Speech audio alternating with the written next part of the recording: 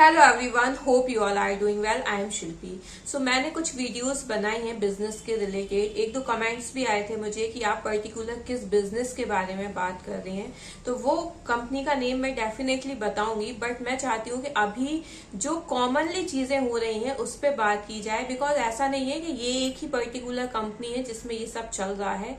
बहुत सी ऐसी कंपनीज हैं जो कि नेटवर्क मार्केटिंग से रिलेटेड हैं और वो उन सब में यही सब चीजें चल रही होती हैं।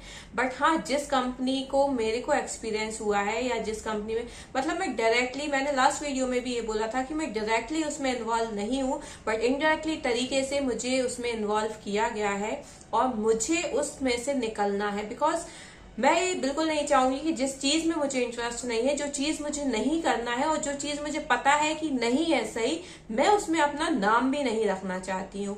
और ये लड़ाई खुद की खुद से है। मीन्स ये होता है ना कि या तो आपको चीजें पता है तो आप चीज कर रहे हो, अब उसमें भी आप खुद से डिसाइड करते हो कि आपको करना है या नहीं करना है। बट एक चीज है कि आपको पता ही नहीं था कि आपके नाम पे कुछ ऐसा चल रहा है, और चलो जब आपको पता चला तो अब सीधी सी बात है, आपको वो सब नहीं करना है। तो भाई ये खुद के राइट्स हैं। लेकिन ये जो कंपनी वाले हैं ना, ये जो जिनका नाम अपलायंस है, जो कि भगवान हो जाते हैं ना एक टाइम पे, उन्हें ये लगता है कि नहीं, अगर आपने अपने फैमिली मेंबर्स को बता दिया तो डेफिनेटली वो नहीं करेंगे। भाई एक तो लाखों रुपए लगा के कोई इंसान ऐसा काम क्यों करेगा जिसमें उसको 0.001% भी इंटरेस्ट नहीं है। ये तो बहुत ही कॉमन सेंस वाली बात है ना कि भाई बेमन से इंसान जब कोई नॉर्मल काम नहीं कर सकता तो इतने लाख रुपए लगा के कोई कैसे वर्क करेगा। और उसे समझ में आ रहा है कि बिल्कुल मतलब इलीगल टाइप ही है कि आप किसी को कुछ बता नहीं रहे हो, कुछ समझा नहीं रहे हो,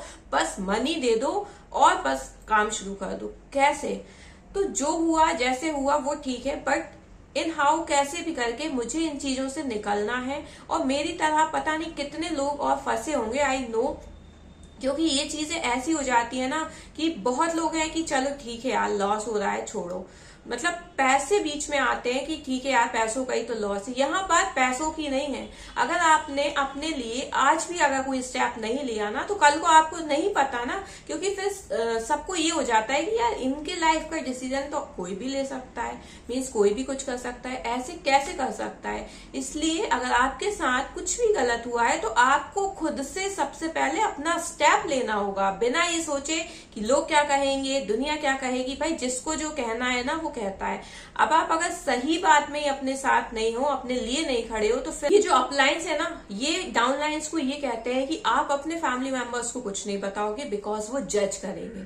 भाई जज करेंगे, ऑब्वियस सी बात है, जज करेंगे। अगर हमारा कोई छोटा है, हमसे जो छोटा है, या पेरेंट्स का कोई बच्चा है, तो भाई डेफिनेटली वो चीजें जज करेंगे। वो उनकी रिस्पॉन्सिबिलिटी है, उनका हक है कि उनका बच्चा कहाँ जा रहा है, क्या कर रहा है, वो चीज सही है नहीं है, जहां पैसा लगा रहा है वहां इन्वेस्टमेंट सही है नहीं है। अब इसे जजमेंट कह लो या जज कह लो, कुछ भी कह लो, जैसे तुम्हारी रिस्पॉन्सिबिलिटी होती है ना बिना बताए लोगों को फंदे में डालना, लोगों के साथ फ्रॉड करना, बस ये कह देना कि बहुत अच्छी अपॉर्चुनिटी है, बहुत अच्छी पोजीशन है, ये है वो है। सो सेम ऐसे ही पेरेंट्स की, बड़े भाई बहनों की ये ड्यूटी है कि उनको जज करके बताना कि तुम्हारे लिए क्या सही है और क्या गलत है। तो अगर यहाँ जज हो रहा है ना तो बहुत अच्छी बात है। तुम्हें दिक्कत क्या है? अगर तुम्हारी कंपनी सही है, तुम्हारी कंपनी के प्रोसेस सही है, तो भाई कोई भी जज करे, तुम्हें उससे प्रॉब्लम क्या है। बट नहीं, यहाँ पे ऐसा बोल दिया जाएगा ना, कुछ नहीं बताना है, तुम ये बात बताओगे तो ऐसे जज करेंगे, तुम ये मीटिंग उनके सामने लोगे तो ऐसे जज करेंगे, तुम हम लोगों से मिलने आओगे तो ऐसे जज करेंगे।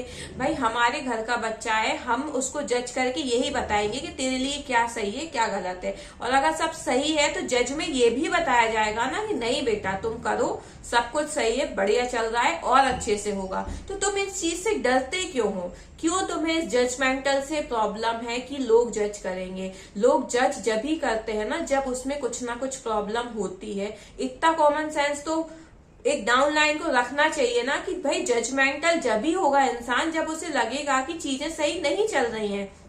मीन्स अगर आप महीने में मतलब 2 महीने में 4 महीने में आउट ऑफ कंट्री ट्रिप मार रहे हो तो जजमेंटल होगा इंसान। एक नॉर्मल इंसान एक नॉर्मल सी जॉब कर रहा है, अपना सब कुछ बढ़िया है, सेटल चल रहा है, लेकिन वो हर 2-3 महीने में एक अब्रॉड की ट्रिप लग रही है तो भाई लोग जजमेंटल होंगे ही कि ऐसा कौन सा बिजनेस चल रहा है या ऐसा इसकी कौन सी कमाई हो रही है। जजमेंटल भी वो एक ही तरीके से नहीं होंगे, जजमेंटल वो कई तरीके से होंगे, क्योंकि भाई डिफरेंट लोग हैं, डिफरेंट सोच है, तो डिफरेंट तरीके जजमेंट होंगे। बहुत लोगों का ये होगा कि यार बताओ जॉब भी है, बिजनेस भी चल रहा है, इतना कमा रही है कि हर 2-4 महीने में ये तो विदेश ट्रिप लगा रही है।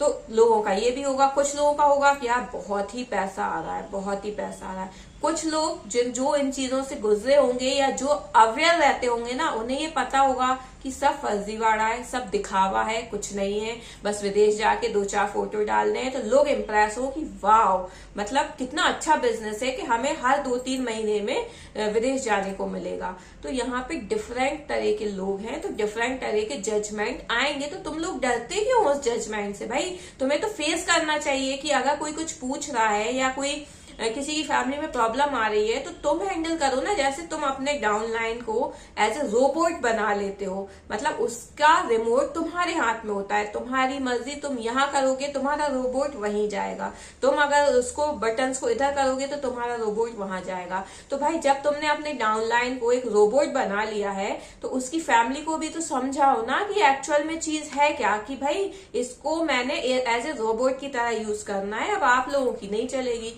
तुम्हें चीजें क्लियर करने में तुम्हारी फटती क्यों है? प्रॉब्लम ये है ना।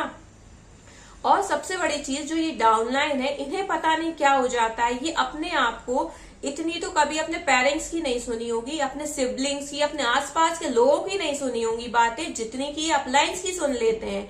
मतलब सबसे बड़ा पॉइंट तो इनका यही है, अगर ये इतनी ना सुने तो ये चेन तो वहीं टूट जाए, उसी दिन टूट जाए, क्योंकि जिस हिसाब से चलाया जाता है और आप बस माने जा रहे हो, माने जा रहे हो।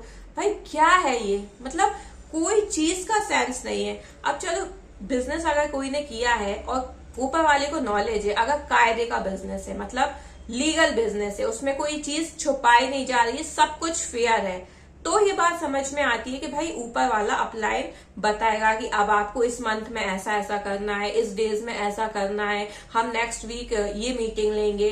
वो चीजें तो समझ में आती हैं। जब ये स्टार्टिंग ही फ्रॉड से होती है, कंपनी का नेम नहीं बताना, उसमें एक्चुअल वर्क क्या है वो नहीं बताना, क्या तुम प्रोडक्ट खरीद रहे हो पर्टिकुलर पर्सन के लिए वो नहीं बताना, मतलब कोई चीज नहीं बताना, बस आके एक पूरा जो एक रटने वाला वो होता है ना, जैसे सब्जेक्ट में हम आंसर्स रखते थे, वो अपना रेक्टिफिकेशन बताया, ऐसी ऐसी कैलकुलेशन बताई, सीधी लैख से करोड़ पे पहुंच गई।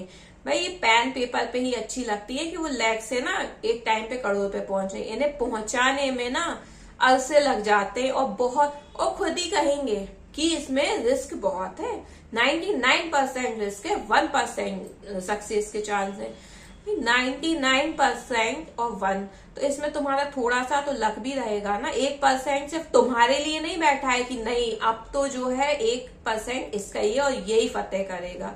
भाई 99 की सोचो, जो 99 लोग लगा चुके हैं उसमें साफ है कि 99% लॉस हो सकता है और हो ही रहा है। बिजनेस कोई भी बिजनेस हो भाई, XYZ बिजनेस हो, एक पर्टिकुलर अमाउंट होता है कि आपको इतना लगाना है, ठीक है। आपको उसके बाद लगाने के बाद आपको विजिट करनी पड़ती हैं चीजें, आप ऑफलाइन भी कुछ चीजें स्टार्ट करते हो बिजनेस में, आप एक बार अमाउंट लगाते हो, फिर आपको विजिट भी करना पड़ता है, लोगों को अट्रैक्ट करने के लिए कोई स्कीम्स, मतलब अगर हम पर्टिकुलर कोई ऑफलाइन शॉप की बात करें, कोई गिफ्ट आइटम की शॉप है या कोई ज्वेलरी की शॉप है, तो आप उस पर डिस्काउंट भी देते हो, कुछ फ्री ऑफ कॉस्ट भी रखते हो, ताकि कस्टमर जो है वो इंटरेक्ट कर सके, इंटरेस्ट ले सके कि हाँ यार चलो कुछ नया है, चल के ट्राई करते हैं। माना कि एक पर्टिकुलर अमाउंट लगाने के बाद भी आपको थोड़ा थोड़ा अमाउंट और लगाना पड़ता है ताकि आपके कस्टमर्स बने। बट भाई यहाँ पे कस्टमर्स क्यों बनेंगे? जब उन्हें जैसे ही पता चलेगा कि this is a chain system और उनके आसपास इतने रईस रजवाड़े नहीं है कि वो लाखों रुपए लगा लगा के तुम्हारी इस चेन में घुसते जाएंगे, यहाँ पे तुम कस्टमर नहीं बना रहे हो, यहाँ पे सिर्फ तुम अपनी जेब फुल कर रहे हो कि हमारी जेब भरी होनी चाहिए, डाउन लाइन का जो होता रहे। सो भाई प्लीज स्टॉप दिस गेम। मैं आप सबसे भी यही कहूंगी कि आपके साथ या आपके आसपास वालों के साथ अगर कुछ ऐसा हो रहा है सो बी अवेयर। मतलब आपको नहीं पता आप कब इस स्कैम में फंस जाएंगे और फिर एकदम से आपको याद आएगा कि यार मतलब मैंने तो कुछ सोचा ही नहीं, मैंने तो कुछ समझा ही नहीं।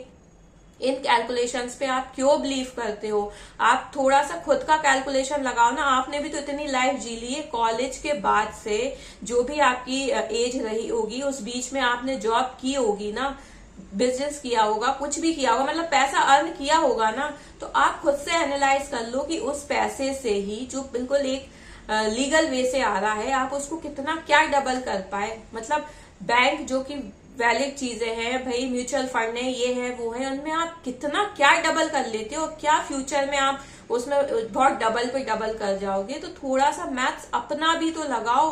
क्यों सिर्फ दूसरे की ही सुननी है कि नहीं वो तो ऐसा, नहीं तो ऐसा हो जाएगा, ऐसा करोगे तो ऐसा हो जाएगा।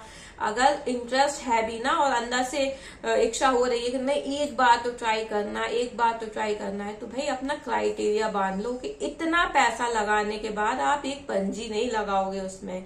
और फिर देखो कि अगर आ भी रहा है या बस आप लगाए जा रहे हो, ऐसा होगा तो भाई कुछ नहीं बचेगा, हाथ में कुछ भी नहीं बचेगा।